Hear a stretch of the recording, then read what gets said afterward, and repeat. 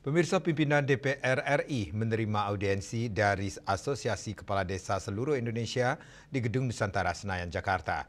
Pertemuan tersebut membahas sejumlah agenda strategis terkait dukungan kepala desa terhadap program pemerintah, termasuk makan gizi gratis dan pembentukan Koperasi Desa Merah Putih.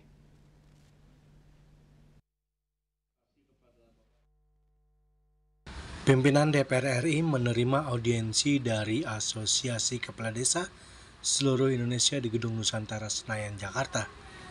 Pertemuan tersebut membahas sejumlah agenda strategis terkait dukungan kepala desa terhadap program pemerintah, termasuk makan bergizi gratis. Wakil Ketua DPR RI Sukmi Dasko Ahmad menyampaikan bahwa para kepala desa menjadi bagian dari asta-cita Presiden. Selain memberikan dukungan, mereka juga menyampaikan berbagai masukan konstruktif untuk memperkuat peran desa dalam pelaksanaan program nasional tersebut. Ya, jadi tadi mereka kemudian yang pertama-tama menyatakan dukungan terhadap program asta-citanya Presiden, menyatakan dukungan terhadap program MBG dan menyatakan dukungan terhadap Koperasi Desa.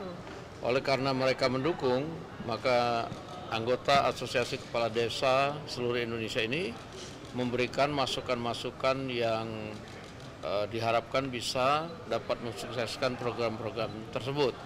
Antara lain memang masukan mengenai masalah percepatan pengadaan tanah untuk membangun koperasi, gerai koperasi. Nah, kami tadi sudah sampaikan bahwa ada beberapa solusi yang nanti akan disampaikan oleh pihak pemerintah kepada kepala desa sejauh dari informasi yang sudah kami dapat. Nah, sehingga kemungkinan untuk tanah-tanah untuk membangun. Dasko menambahkan salah satu fokus pembahasan ialah pengembangan koperasi jasa di tingkat desa yang diharapkan mampu mendorong pertumbuhan ekonomi lokal serta memperkuat kemandirian desa. Para kepala desa juga menyoroti sejumlah persoalan teknis di lapangan seperti pengadaan lahan untuk gerai koperasi dan upaya menjaga keberlanjutan usaha koperasi desa.